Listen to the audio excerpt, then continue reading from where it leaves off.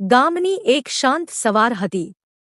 નદી ધીમે ધીમે વહેતી હતી અને અચાનક ગામવાસીઓને એક બેચેન અવાજ સંભળાયો.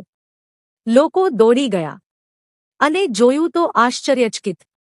એક ગાય નદીના તેજ વહાણમાં ફસાઈ ગઈ હતી.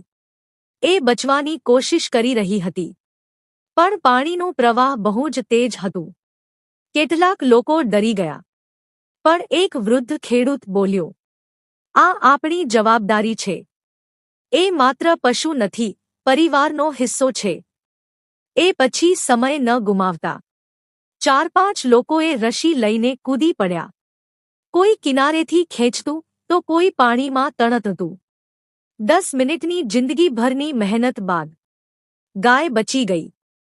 એ કાંપી રહી હતી, પણ એની આંખોમાં આભાર વ્યક્ત કરતી શાંતિ હતી. અને એ ઘટનાએ શીખ આપી, સદ્ગુણો માત્ર માનવ માટે નથી હોતા, પશુઓ માટે પણ દિલ હોવું જોઈએ.